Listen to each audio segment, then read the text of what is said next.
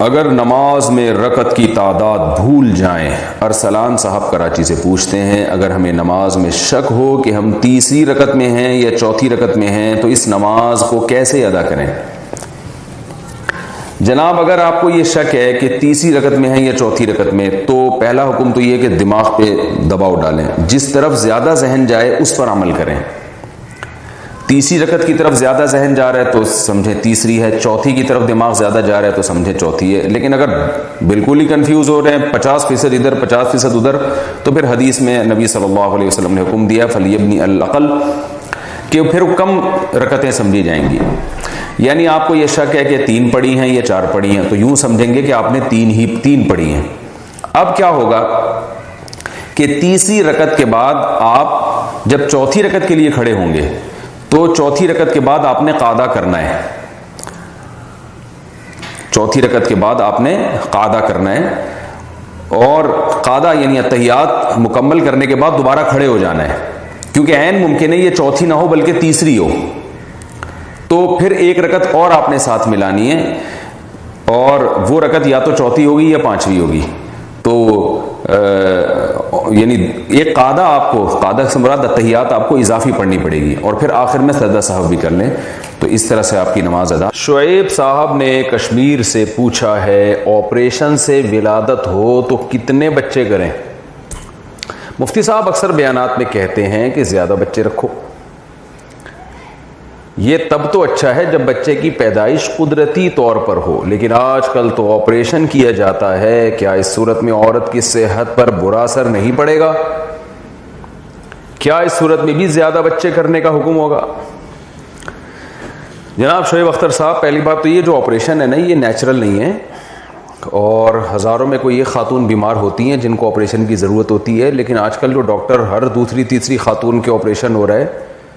تو یہ قدرت کی طرف سے نہیں ہے، یہ ڈاکٹروں کی طرف سے ایک گڑبڑ ہے۔ ہسپتال میں بعض دفعہ ایک ہدف دیا جاتا ہے کہ اتنے پیسے ہم نے منتھلی کمانے ہیں، تو اس میں پھر آپریشن کیے جاتے ہیں، بہت بڑی دھاندلیاں ہو رہی ہیں یہاں پہ۔ ڈاکٹر بعض دفعہ گڑبڑ کر دیتی ہے کہ یار اب نیچرل ڈیلیوری جو ہے اس میں مسائل یہ ہوتے ہیں کہ جو ڈاکٹر نے ٹائم دیا ہوتا ہے وہ ایگزیکٹ نہیں ہوتا، اس میں کبھی ایک ہفتہ اوپر 15 20 دن بھی اوپر ہو جاتا ہے، لیکن بس ایک افراتفری مچی ہوئی ہوتی ہے، ڈاکٹر کو بھی بہت کام ہوتا ہے، تو بس انہوں نے کہا جناب وہ چیر پھاڑ کرو اور بچے کو لاؤ مارکیٹ میں جلدی۔ تو اب یہ سارا پروسیس نیچرل رہا نہیں ہے، اس لیے حتی الامکان کوشش کریں کسی ایسے ہاسپٹل میں جایا جائے جہاں اطمینان ہو کہ یہ لوگ آپریشن نہیں کرتے۔ تو یعنی گاؤں دیہاتوں میں دائیاں بھی ہوتی ہیں، نام لکھوائیں ہاسپٹل میں تاکہ خدا نخواستہ کوئی ایمرجنسی ہو جائے تو فوراً ہاسپٹل ایکسیپٹ تو کر لینا اس کو، اور اس کے ٹیسٹ وغیرہ جو بھی ہوتے ہیں کروا کے رکھیں۔ لیکن یہ کہ یہ جو آپریشن اتنے ہو رہے ہیں نا، یہ قدرت کی طرف سے اتنی بیماریاں نہیں ہیں، یہ اس میں ڈاکٹروں کا معذرت کے ساتھ قصور بہت زیادہ ہے، زیادہ نہیں ہے بہت زیادہ ہے۔ دوسرے کنٹریز میں جو ترقی یافتہ ممالک ہیں وہاں آپریشن کا ریشو بہت کم ہے، وہاں اگر پیشنٹ یہ کہے نا کہ آپریٹ کریں، ڈاکٹر آپریٹ نہیں کرتا، وہ حتی الامکان کوشش کرتے نیچرل طریقے سے ہو۔ اور ہمارے ہاں پیشنٹ چیخ چیخ کے کہہ رہا ہوتا ہے میں نے آپریشن نہیں کروانا، لیکن ڈاکٹر ڈرا دیتے ہیں کہ مر جائے گا، جان سے ہاتھ دھونے پڑیں گے۔ کئی واقعات ہیں ڈاکٹروں نے کہا آپریشن ہوگا لیکن پیشنٹ نے کہا نہیں ہوگا اور بچہ نارمل ہوا، بہت واقعات ہیں ان گنت۔ لیکن بہرحال ایک عام آدمی کیا کرے، وہ ڈاکٹروں کے ہاتھوں میں یرغمال بنا ہوا ہوتا ہے، جیسا وہ کہیں گے ایسا اس کو کرنا پڑے گا، رسک تو نہیں لیا جا سکتا۔ تو اگر واقعی آپریشن سے بچے ہو گئے ہیں اور اب زیادہ آپریشن کی وجہ سے نہیں ہو سکتے، بعض دفعہ یہ ہوتا ہے کہ آپریشن سے نا 2 3 4 بچوں کے بعد ڈاکٹر کہتا ہے ممکن نہیں ہے، تو واقعی 2 4 ڈاکٹروں سے معلومات کروا لیا ممکن نہیں ہے، تو پھر روک لینے میں کوئی حرج نہیں ہے، کیونکہ صحت عورت کی یہ پہلے ہے۔ تو واقعی یہ خطرہ ہو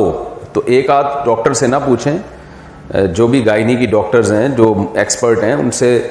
چند ایک سے رائے جب سامنے آ جائے اور وہ کہیں کہ اب اگر بچے کی ولادت ہوئی تو ماں کو شدید نقصان پہنچنے کا خطرہ ہے، تو پھر کوئی ایسی تدبیر اختیار کی جا سکتی ہے کہ پریگننسی نہ ہو تاکہ بچے کی ولادت کی نوبت نہ آئے۔ یہ ہو چکا ہے سوال جی۔ اچھا